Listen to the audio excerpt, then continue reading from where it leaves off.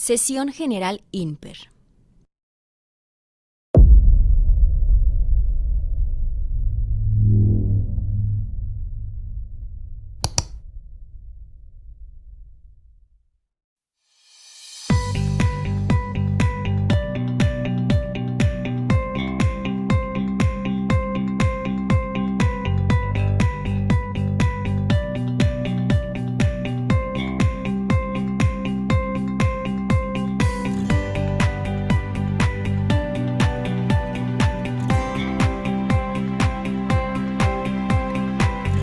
Bienvenidos. Comenzamos.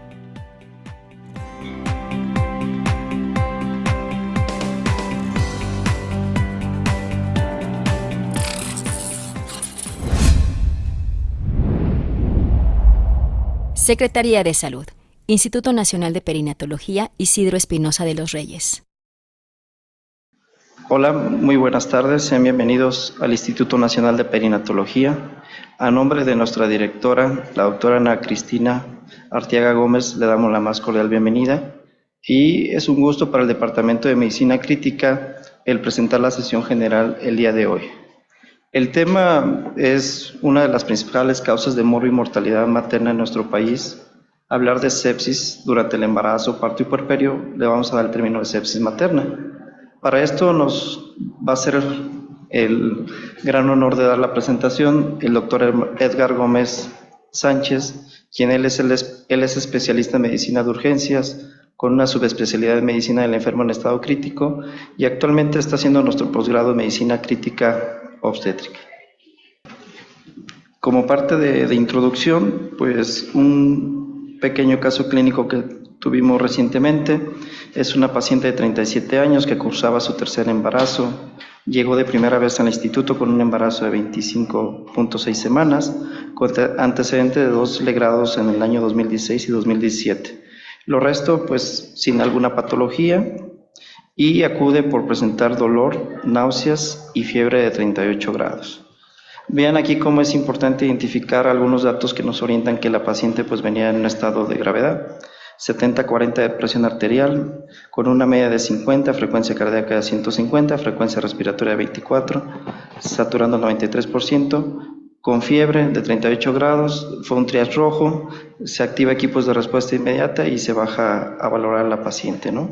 Dentro de los datos clínicos, pues nos da datos de que la paciente estaba con taquicardia, no había problema respiratorio, con frecuencia cardíaca fetal de 155, y en la exploración datos de abdomen agudo. Entonces, como ustedes pueden ver sus laboratorios, la paciente ya con una disfunción renal aguda, creatinina de 1.5, electrolitos dentro de parámetros normales, leucocitosis con presencia de bandas y una respuesta de las plaquetas con una plaquetosis de 646,000. La gasometría nos habla de que tiene una acidosis metabólica con un lactato sérico de 6. Entonces, aquí es importante los residentes de obstetricia, qué es lo que debemos de hacer en una área de urgencias o en el primer contacto cuando tengamos una paciente con sepsis. ¿Qué es lo más importante? De eso parte nos va a hablar el doctor Edgar el día de hoy. Y pues él le hizo un estudio de imagen, una resonancia magnética, en el cual pues nos dan datos clínicos de un proceso apendicular, así como una miomatosis uterina de grandes elementos, y se decide el tratamiento quirúrgico por parte del doctor Cepeda, que es nuestro cirujano, aproximadamente 4 a 6 horas después de haber iniciado el tratamiento con reanimación hídrica, antibióticos. ¿Y qué cuestionamientos habría que hacer? ¿Cómo se establece el diagnóstico de sepsis materna?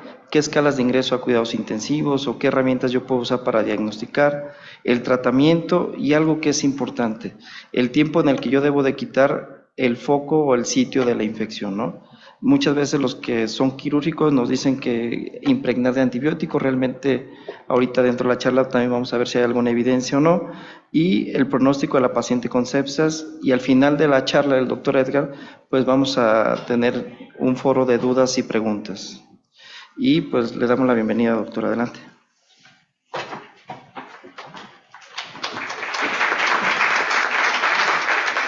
Bueno, agradezco mucho la presentación por el doctor Nares.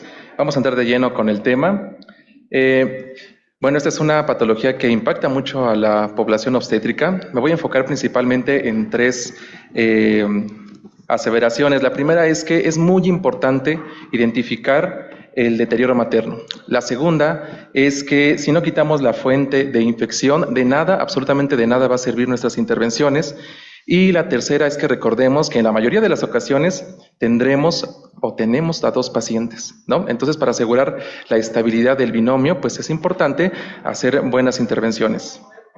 Muy bien, vamos a ir desde el impacto de la sepsis materna, adaptación fisiológica materna, definición de sepsis, imitadores de la sepsis, sistemas de alerta temprana, evidentemente en población obstétrica, el abordaje inicial en la primera hora, hablaremos de consideraciones fetales y vamos a finalizar con las conclusiones en 10 pasos.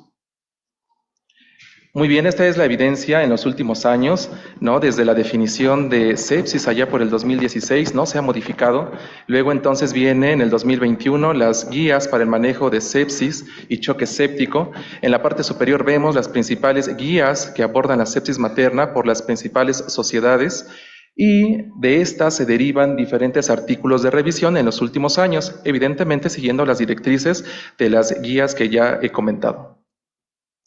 Esta también es las recomendaciones y la calidad de la evidencia. Vemos que es tomada también parte de las guías de la sepsis en la población en general y son incluidas en las guías de la Sociedad de Medicina Materno-Fetal y están respaldadas también por la colegios y por la Sociedad Australiana, ¿no? Muy bien, esta fundación declaró en el 2024 que a nivel mundial una persona muere cada 2.8 segundos por sepsis. Si esta plática dura de 30 a 60 minutos, seguramente al finalizar habrán fallecido cerca de 600 a 1.200 personas. Y aparte, una de cada 5 muertes está asociada a sepsis. Bien, la mortalidad materna global por parte de la OMS se estimó en 10.7%, además de que la sepsis es la tercera causa de muerte materna a nivel mundial. También la mortalidad materna por sepsis en otro estudio desde el año 1990 a 2019 se estimó en el 12.44% y nuestros vecinos en Estados Unidos registraron una mortalidad materna del 3.2% en tan solo 3 años. De forma general, la mortalidad por sepsis ronda alrededor de 20 a 40%, de choque séptico el 60%, y la sepsis ocurrió en el periodo de posparto en el 55.4% de los casos. Es importante conocer que aquí en México, por parte de la Dirección General de Epidemiología, a la semana 17, que comprende hasta el 28 de abril de este año, observamos cómo de forma sumatoria tanto sepsis, infección por vías urinarias, coriomionitis y causas indirectas infecciosas sumaron 12.9% de la mortalidad materna, casi equiparando y igualando a la primera causa de mortalidad materna que es hasta ese momento los estados hipertensivos del embarazo. Y todavía por ahí hay causas sin clasificar en un 5.5% que seguramente debe haber un caso de sepsis no identificada. En nuestra unidad de cuidados intensivos aquí en el IMPER, durante el año 2024, sepsis y choque séptico fueron la cuarta y sexta causa de ingreso.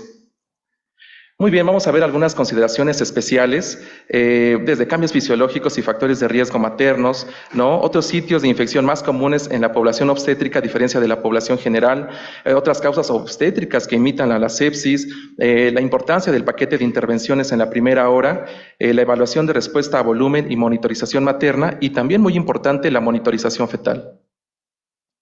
Entonces, no toda infección es sepsis, ni tampoco inflamación es sepsis. Sin embargo, cuando estas dos entidades coexisten, entonces sí puede ser un estado de sepsis. Por otra parte, veamos que no toda sepsis es ocasionada por bacterias. También puede haber fungemias, parasitemias, viremias, y eso es muy importante.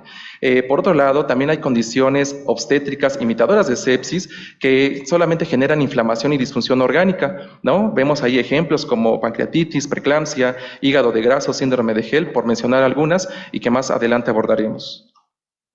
Ahora bien, el riñón, la vejiga, el pulmón, pues son muy buenos sitios de infección. Sin embargo, ahora tenemos que agregar en esta población, evidentemente, siempre pensar en útero, placenta, líquido amniótico como fuentes de infección que pueden desencadenar una respuesta desregulada y con progresión a disfunción orgánica y en algunos casos, desgraciadamente, la muerte. Es muy importante que estas adaptaciones fisiológicas las tengamos muy en mente porque hay algunos cambios, no sé, por ejemplo, la circulación hiperdinámica, la taquicardia, cierto grado de hipotensión, la hipercoagulabilidad, son condiciones que a veces pueden ocultar los signos y síntomas de sepsis y pueden incluso dar lugar a retrasos en el reconocimiento. Y esto es muy importante. Ahora veamos la definición de sepsis. Es una disfunción orgánica potencialmente mortal causada por una respuesta desregulada del huésped a la infección. Aquí hay dos grandes componentes. La primera, la presencia de infección, ya sea sospechada o documentada, y también el componente de disfunción orgánica. Por su parte, la definición de choque séptico, un subconjunto de la sepsis en el que las anomalías circulatorias y celulares subyacentes son tan profundas como para aumentar sustancialmente la mortalidad.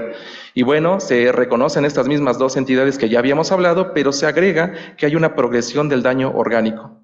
Por su parte, la OMS reconoce también estas dos entidades y solamente agrega que esto ocurre durante el embarazo, parto, posaborto o puerperio.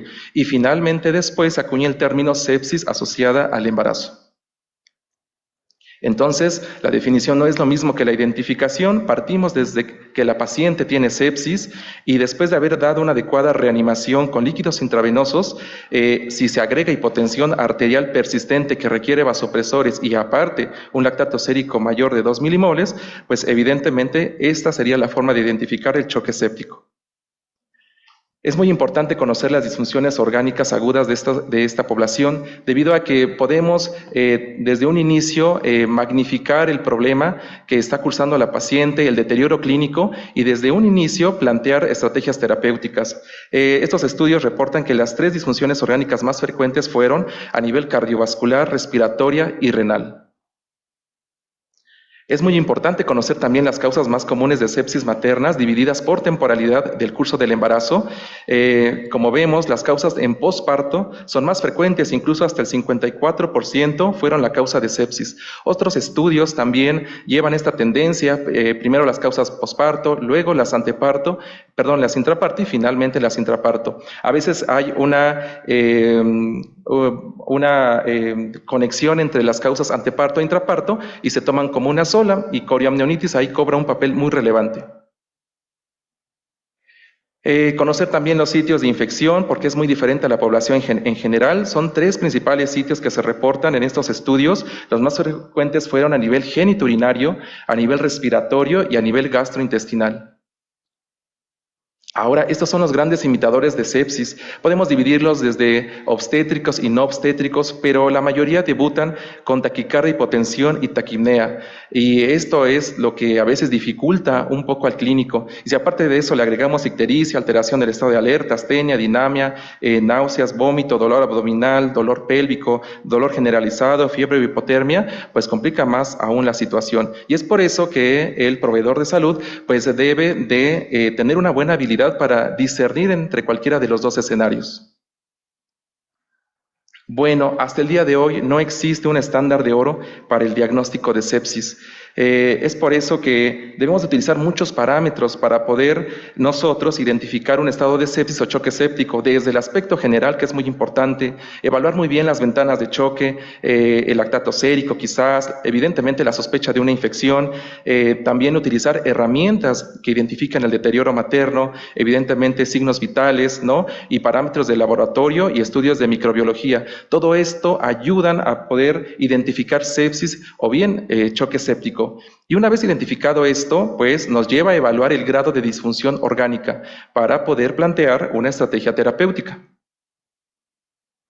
Hay que recordar que la sepsis es una emergencia médica, es una emergencia infectológica, pero también es una emergencia obstétrica. De tal manera entonces que el tiempo es el núcleo de nuestras intervenciones, pero hay 2 que sobresalen. La primera de ellas es la sospecha e identificación de que hay un deterioro materno, y la segunda es el control adecuado del foco infeccioso. De nada sirven del resto de las intervenciones si estas 2 no le damos prioridad. Y evidentemente después sobrevienen las demás intervenciones y debemos recordar que hecha alguna intervención tenemos que hacer monitorización de cada una de ellas y también debemos de comunicar el estado de la paciente al equipo interdisciplinario que esté atento o esté dándole seguimiento al caso. Muy bien, entonces la identificación empieza primero con un alto índice de sospecha, ¿sale? Y la sospecha de qué? Pues de deterioro materno. Evidentemente después se objetiviza este deterioro materno con sistemas de alerta temprana. Este es un ejemplo, es el sistema Muse. Vemos cómo en el número 1 están los signos vitales, no se ocupa ningún parámetro bioquímico, evidentemente para que sea más fácil su aplicación. En el número 2 estarían los rangos de normalidad en las pacientes obstétricas. En el número 3 estaría el puntaje que se le otorga de acuerdo a la anormalidad de esos signos vitales. Y en el número 4 es el puntaje total. Y ahí nos recomiendan diferentes acciones a realizar. En este caso, pues sería atención médica inmediata, sería la toma de signos vitales de forma continua y atención de preferencia por un equipo de respuesta inmediata. Evidentemente hemos identificado el deterioro materno y ahora solamente toca investigar la causa de ese deterioro. En esa tabla pues estamos colocando las principales morbilidades de la paciente obstétrica y casualmente sepsis es una de ellas. En la parte inferior izquierda ustedes pueden observar los diferentes puntajes modificados a pacientes obstétricas, que son muchos y tengo que decirlo, pero ninguno es mejor que otro. En este estudio, por ejemplo, su objetivo fue evaluar la capacidad predictiva de mortalidad en la UCI utilizando diferentes sistemas de alerta temprana. Se concluyó que todos tienen limitaciones sustanciales para predecir mortalidad en pacientes con sepsis. Si hablamos en términos de área bajo la curva, quizás el sistema Muse tuvo una mejor área bajo la curva de 0.76. Por otro lado, se evaluaron diferentes sistemas de alerta temprana, incluyendo sistemas personalizados para pacientes obstétricas, y el resultado fue que el sistema ICART tuvo la mejor precisión para predecir el deterioro e infección, pero esta es un sistema que no está validado para pacientes obstétricas, y de las que sí están validadas, si acaso el sistema MEUS fue más precisa para predecir el ingreso a la UCI y muerte, a diferencia del resto de los demás sistemas. Ya desde el año 2014 se conoce que el puntaje SOS mayor o igual a 6 puntos, pues identifica aquellas pacientes que se van a ingresar a la terapia intensiva, entre otros resultados como la posibilidad de que tenga hemocultivos positivos y taquicardia fetal. Pero también este puntaje se evaluó en el 2019 para predecir con ese mismo punto de corte pacientes con sepsis asociada al embarazo, y se concluyó que efectivamente mayor o igual a 6 puntos identifica a pacientes con sepsis asociada al embarazo. Bueno, entonces el abordaje de la primera hora es muy importante. Esta hora pues puede ser tal cual literal. Recuerden que hemos hablado mucho del tiempo y es fundamental. Entonces estas acciones no son las únicas que hay que hacer, pero sí darle prontitud para que se puedan realizar. Desde medir lactato sérico si inicialmente fue mayor a 2 milimoles, antibióticos de amplio espectro, evidentemente en un inicio de forma empírica, tomar cultivos, incluyendo uno de sangre, antes de la administración de antibióticos, reanimación hídrica, si hay hipotensión o un lactato mayor de 4, y vasopresores para mantener una TA media al menos de 65 milímetros de mercurio. Vayamos a ver de qué consta cada una de ellas. Esta es la estrategia de fluidoterapia, está bien establecida, que consta de 4 fases con diferentes propósitos. La primera de ellas es reanimación. Seguramente aquí estarán la mayoría de las pacientes y aquí es donde vamos a intervenir. Se da aquí la prioridad a los líquidos y esto ocurre en los primeros minutos. Después sigue optimización en las siguientes horas. La paciente seguramente ya se encuentra en terapia intensiva en el mejor de los casos y bueno, pues aquí los líquidos se deben de utilizar con cautela. En la fase de la estabilización ocurre en los siguientes días. Si todo va bien, la paciente ya está casi a punto de egresarse de la terapia intensiva o bien ya se encuentra en hospitalización y aquí los líquidos ya no tienen una razón de ser. Y en la última fase, evacuación, si hubo un buen pronóstico en la paciente, pues ya se encuentra en hospitalización, ya no tiene líquidos intravenosos y si por alguna situación tuvo exceso de líquidos, bueno, esta fase se dedica a la evacuación. Debemos de comprender que los cristaloides son como cualquier otro fármaco, entonces tenemos que tomar en cuenta las 4 Ds. Nos vamos a enfocar en la dosis y esta va a responder a la pregunta ¿qué cantidad de líquidos? Y hay 2 principales estrategias. La primera de ellas es restrictiva, prioriza el inicio rápido de vasopresor y un bolo de líquidos en dado caso de que la hipovolemia sea muy evidente. La segunda estrategia es liberal, prioriza el bolo de líquidos que puede incluir cristaloides, fíjense, de 1 a 2 litros en las primeras 3 horas o bien una dosis inicial de 30 mililitros por kilogramo de peso. Si utilizáramos esta última estrategia, vean una paciente de 70 kilos, estaríamos ministrándole 2.1 litros de cristaloides. Si pesara 80 kilos, 2.4, si pesara 90 kilos, 2.7 litros, y si pesara 100 kilos, fíjense, estaríamos ministrando cerca de 3 litros. Es algo así como si dejáramos a la paciente con 1000 para 12 o 1000 para 8, pero en lugar de pasarlo en 24 horas, lo estaríamos pasando en menos de 3 horas. Entonces esto es muy importante tenerlo en cuenta. En este estudio se evaluó ambas estrategias, restrictiva y liberal. Vean cómo la estrategia restrictiva, en las primeras 6 horas apenas el paciente había recibido 500 mililitros. En la otra estrategia liberal, en las primeras 6 horas había recibido cerca de 2.300 mililitros como media. Pues, sin embargo, como ustedes pueden ver, los resultados en la mortalidad, pues fue la misma para ambas terapias. Quisiéramos que nuestro paciente estuviera en la mitad del gráfico que observamos. Sin embargo, el riesgo de utilizar una terapia restrictiva pudiera incrementar el riesgo de hipoperfusión, o bien, si nos vamos del otro extremo, el riesgo de utilizar una terapia liberal pudiera llevar a la paciente a sobrecarga. Entonces, lo ideal sería individualizarla.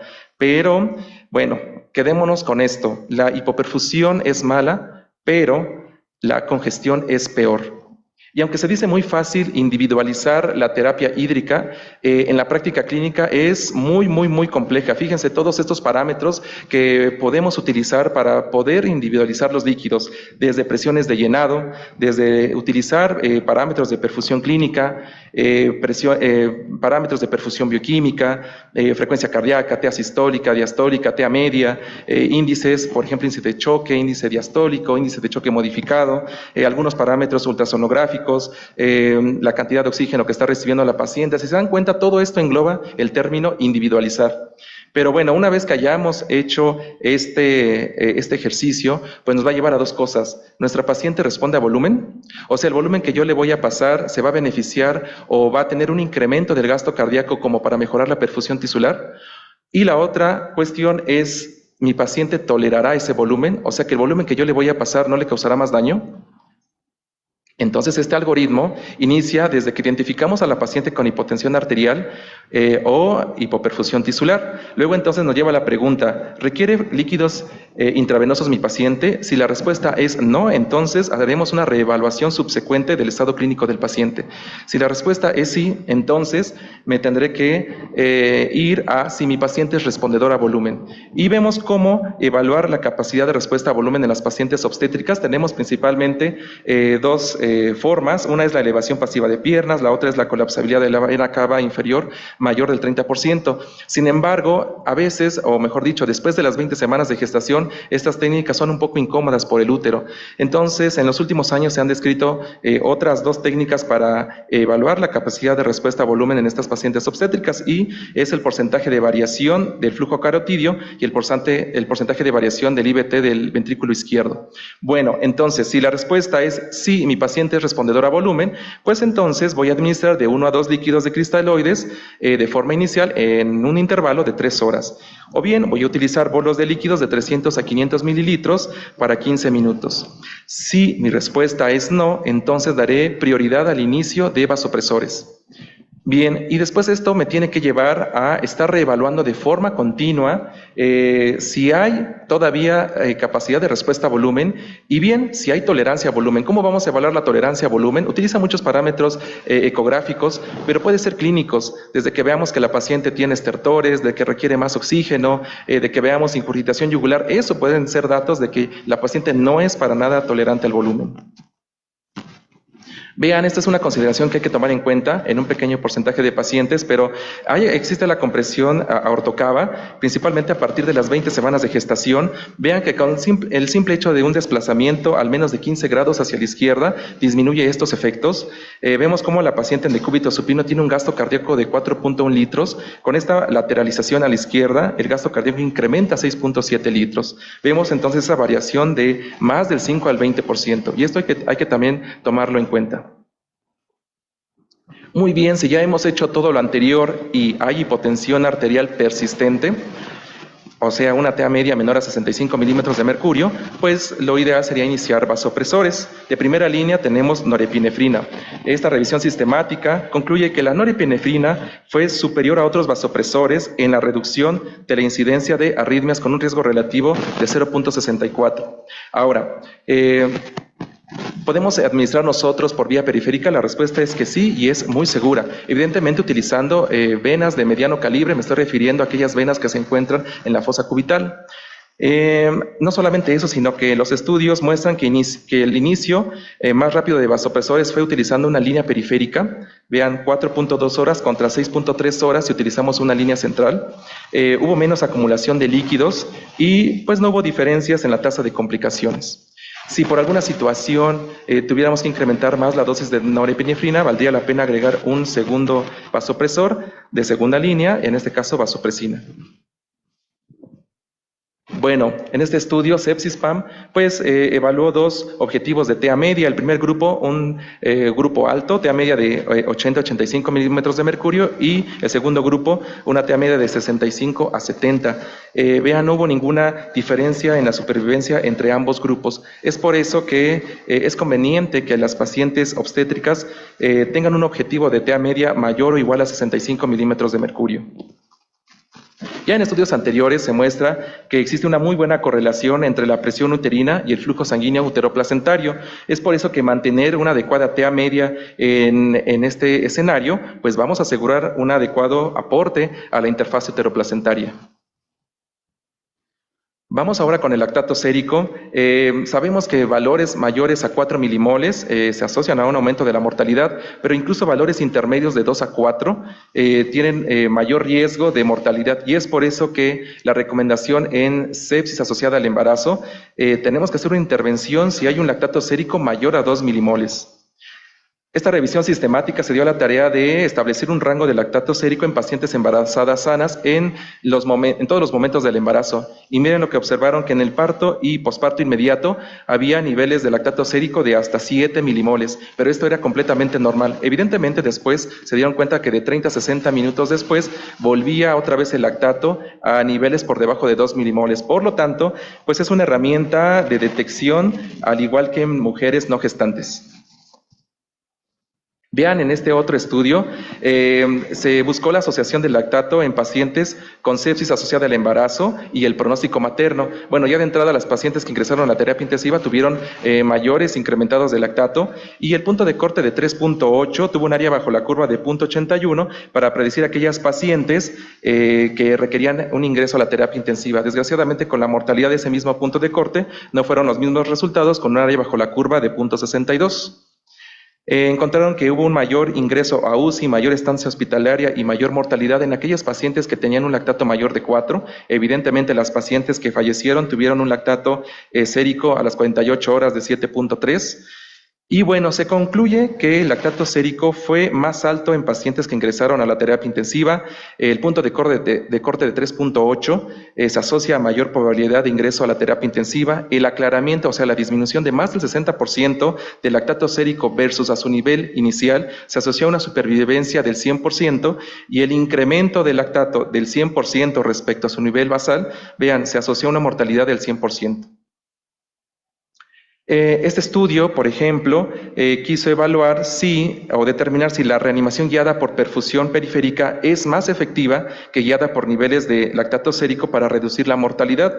Y como observamos, pues fue casi la misma mortalidad en ambos grupos, ¿no? El detalle es que pues la perfusión periférica, me estoy refiriendo al tiempo de llenado capilar, pues es mucho más rápido, es más factible, menos costoso, y puede ayudarnos en estos escenarios. El llenado capilar es un parámetro fisiológico global, entonces no hay nada más que agregar sobre esto. Bueno, la terapia antibiótica. Observamos que el retraso de más de 1 hora desde el diagnóstico incrementa la mortalidad hospitalaria. Cada hora de retraso incrementa la mortalidad hospitalaria, me estoy refiriendo más allá de la hora que habíamos comentado, con un OR de 1.04. También en otros estudios reportan que el retraso inicial de antibióticos tuvo un OR de 1.03 para progresión a choque séptico y que cada hora de retraso se asoció al 4% de incremento en la progresión de sepsis a choque séptico. En otro estudio en pacientes con sepsis materna, la tasa de mortalidad con antibiótico en la primera hora fue del 8.3%, pero había un incremento de la tasa de mortalidad al 20% si la terapia antibiótica iniciaba después de la primera hora. Ahora, en la terapia antibiótica debemos de tomar en cuenta los patógenos más frecuentes en sepsis materna. Estos estudios reportan que estreptococo del grupo A y del grupo B, E. coli, Klebsiella y estafilococo aureus, pues fueron más comunes. Pero también debemos de tomar en cuenta los que fueron menos frecuentes. Vean, influenza, SARS-CoV-2, herpes virus, citomegalovirus, especies de cándida. También debemos de tomar en cuenta que aunque es de bajo el porcentaje, hay pacientes que tienen coinfección.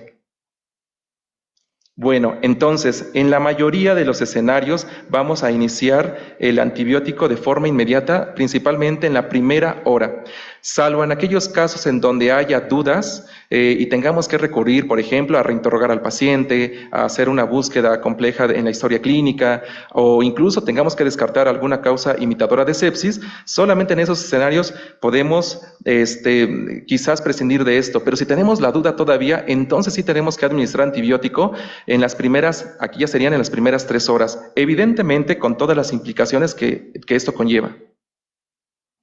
Bueno, entonces, antes de iniciar el antibiótico de amplio espectro, debemos de tomar en cuenta lo siguiente, fíjense, el sitio más común de infección, el microorganismo más probable, si existe un reporte local de resistencia bacteriana, nos debemos de apegar a los protocolos internos de cada hospital y tomar en cuenta que son infecciones polimicrobianas, entonces podemos encontrar gram positivos, gram negativos, aerobios, anaerobios. Iniciamos la terapia antibiótica empírica y en el transcurso obtendremos el resultado de los cultivos o técnicas moleculares para la identificación de patógenos. Y una vez obtenidos estos resultados, pues vamos a tener que hacer un ajuste a los antibióticos, ¿no? Puede ser desde la dosis, puede ser ampliar el espectro, disminuirlo y evidentemente la duración. Vean, en este estudio del 2023, los antibióticos que más se utilizan en el periodo perinatal fueron las cefalosporinas de primera y segunda generación, seguida de las penicilinas, seguida de metronidazol, seguida de clindamicina y finalmente nitrofurantoína. Evidentemente con fines de profilaxis. Fue un pequeño grupo en donde se utilizó de forma no profiláctica y la principal causa fue coriamnionitis. Eso es muy importante. Pero bueno, vean el contraste de los antibióticos ahora en pacientes con sepsis y choque séptico, ¿no? Son antibióticos de amplio espectro para cobertura de gram negativos, aerobios, vamos desde piperacilina, tazobactam hasta meropenem y en casos más graves hasta astreonam, ¿no? O bien para cobertura con gram positivos desde vancomicina a linesolid. Evidentemente, pues en algunas ocasiones quizás sea imprescindible tener pues la opinión por parte de infectología, claro está. Bueno, y si había alguna pregunta o alguna preocupación por el daño o colateral que existe con este uso de antibióticos, bueno, en esta revisión del 2025, pues reporta que los antibióticos de amplio espectro son de categoría B. Entonces, y si alguno no lo fuera, pues bueno, la balanza riesgo-beneficio evidentemente se inclina al beneficio. Bueno, también es importante los estudios microbiológicos. En estas pacientes, vean, de 430 muestras que se tomaron, solamente el 10%, o sea, el 2%, detectaron patógenos. Me estoy refiriendo a hemocultivos. Hubo una baja positividad. En parte se debe por pues la poca cantidad de sangre, la mala técnica, ¿no? Generalmente se requieren de 4 o 6 frascos, de 40 a 60 mililitros. También una baja detección de patógenos en cultivos faringios y vaginales debido a la susceptibilidad de contaminación por la microbiota local. Y fíjense que los cultivos de placenta detectaron mayor número de patógenos y esta información fue muy útil tanto para la madre como para el neonato. Y entonces vemos las diferentes sociedades y colegios que pues recomiendan la toma de cultivos de sangre, de orina, pero muy pocos toman en consideración el cultivo de placenta, el cual es muy, muy, muy importante. Bueno, realmente hay una gama de intervenciones que rodean al tratamiento de sepsis y choque séptico de origen obstétrico, y vean que pues incluso son pacientes que en el peor de los casos pues requieren metilación mecánica, requieren hemodiálisis, requieren algunas otras estrategias de alimentación, etcétera. Pero bueno, he resumido algunas, las he puesto aquí en la diapositiva, pero voy a comentar dos. Y la primera de ellas es el control de la fuente de infección. Esa sí debe ser una prioridad. Por ejemplo, si la paciente requiere algún estudio radiológico, no hay ninguna contraindicación para realizárselo, siempre y cuando evidentemente el objetivo sea investigar la fuente de infección, que a lo mejor en un momento no puede ser muy clara. O bien si la paciente tiene algún pendiente quirúrgico, no sé, el drenaje de algún absceso, el lavado mecánico, etcétera, pues se tiene que priorizar ese tipo de tratamiento. Y una vez que hemos reevaluado a la paciente con las herramientas de alerta temprana y que se trate de sepsis o choque séptico, esa paciente tiene que estar en la terapia intensiva sí o sí. Pudiera ser un lugar, o para eso son los fines de la terapia intensiva, la monitorización de los signos vitales, intervenciones terapéuticas oportunas. Bueno, entonces para que nuestro resultado sea un binomio en estado óptimo, pues evidentemente tiene que haber antes una adecuada reanimación y estabilización materna. Todo esto se logra evidentemente con un trabajo en conjunto, pues debe haber varias intervenciones, desde monitorización fetal continua, desde un seguimiento por medicina materno-fetal, en su defecto ginecología y obstetricia, y también neonatología. Todos los días debemos estar pensando en criterios maternos o fetales para interrupción del embarazo. Evidentemente esa no es una decisión por parte del intensivista, pero bueno, esa es una decisión por parte del equipo interdisciplinario. O bien alistar en todo momento si se planea parto prematuro. Me estoy refiriendo principalmente a esteroides, ¿no? O a sulfato de magnesio por indicación fetal. Este es un resumen de los resultados adversos fetales. Vean, en este estudio se reporta que en pacientes que tuvieron sepsis materna, hay un alto riesgo, ¿no?, de bajo peso al nacer, de parto pretérmino, de muerte fetal y otros resultados adversos perinatales, desde desprendimiento de placenta, mala presentación, mala posición fetal, prolapso de cordón, etcétera. Bueno, tanto los expertos se ponen de acuerdo de si es triple I corioamnionitis. Bueno, es un hecho que una vez diagnosticada esta entidad por histopatología placentaria, cultivo de líquido amniótico, etcétera, una vez identificada, sería esta la única indicación en donde se tenga que hacer interrupción del embarazo. Evidentemente es una decisión que toma el servicio de ginecología y obstetricia o bien de medicina materno-fetal. Pero si la fuente de infección es esa, y hemos visto que debe de haber un adecuado control de la fuente de infección, bueno, pues entonces sería la mejor conducta a seguir. Muy bien, voy a terminar con mis conclusiones en 3 apartados. Como hemos visto, la identificación es la clave siempre. Siempre un alto índice de sospecha, ¿no?, en este caso para sepsis, por el tema en cuestión. Implementar una herramienta a pie de cama. Ya hemos visto que hay diferentes, pero con 1, 2, 3, las que quieran, de forma bien aplicada. Actuar rápido en la hora dorada, ¿no? Todo el paquete de acciones que vimos en la primera hora. Y pues más allá de la hora dorada, ¿no?, porque no nada más es el paquete de intervenciones, hay que verificar si el paciente requiere un escalamiento de la terapéutica. Una vez que la paciente esté estabilizada, hay que llegar al origen que la llevó ahí. Y bien, lo más importante, ¿verdad?, también anticipar y prevenir los resultados adversos perinatales para un adecuado estado fetal. Bueno, por mi parte sería todo. Muchas gracias por su atención. Pues muchas gracias, Edgar, una excelente charla. Realmente el tema es muy extenso y en 45 minutos se logró resumir y que ustedes se lleven a algunos puntos clave e importantes. No sé si de los que estén aquí presente alguna duda, alguna pregunta o alguien que quisiera participar. Si no, pues hay unas preguntas del público que está conectado por internet.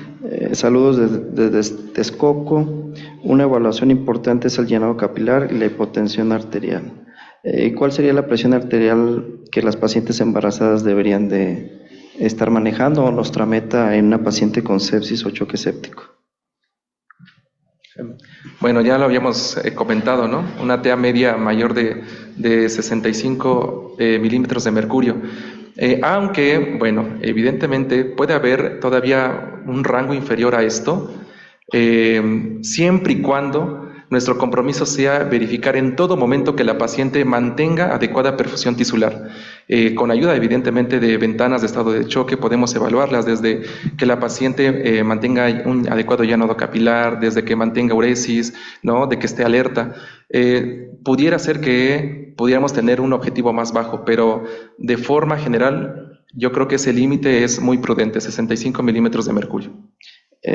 Otra pregunta por ahí, nos dicen que el uso de hidrocortisona de forma inicial o en el caso de un choque refractario o aminas a dosis alta. Que completamente igual la misma indicación como para la población en general, el incremento de vasopresores y la identificación de un choque séptico refractario. Otra pregunta por ahí dice, ¿qué opinas sobre el uso de la procalcitonina para hacer determinación o diagnóstico de sepsis? Igual que en la población en general, al menos en pacientes obstétricas, pues no es un parámetro bioquímico para ese fin. Un poquito de los esteroides, pero esto más va encaminado al feto. ¿Qué hay de uso de corticoides para la moderación pulmonar en un paciente con sepsis materna? El uso de esteroides, o sea, de maduración pulmonar en pacientes con sepsis materna. Las recomendaciones, como bien lo comenté, se tiene que prevenir o alistar todo si se prevé un parto prematuro, y al menos en la guía de la Sociedad de Medicina Materno-Fetal, pues lo indica, pone ahí esteroides, si está indicado antes de las 34 semanas de gestación, y no hace ninguna aclaración. Bueno, por ahí... Saludos desde Colombia, Venezuela. Pues realmente, pues muchas gracias. Y no sé si dudas, preguntas, ¿no? Bueno, espero que el tema muy bien se explicó. Pero realmente en sepsis, 6 parámetros que pueden utilizar importantes, se llama sepsis 6. ¿Qué darían ustedes de forma inicial a un paciente con sepsis materna? Para los residentes de obstetricia que están en urgencias, que les llega una paciente, así como les llega a ustedes de forma inicial. ¿Qué sería importante dar? 3 cosas. ¿Qué dijo él? Líquidos, fluidoterapia, antibiótico de amplio espectro, y a lo mejor si la paciente requiere oxígeno, dárselo. ¿Y qué tomarían de esas pacientes? Ok, cultivos, lactato y estar midiendo la uresis. Entonces esas 6 intervenciones se llaman sepsis 6. Entonces esta paciente con sepsis que le llegó fiebre, taquicardia, hipotensa, pues una reanimación temprana. Pues creo que no hay más preguntas y con esto damos por concluida nuestra sesión general. Te agradecemos mucho, Héctor, y un fuerte aplauso para nuestro ponente.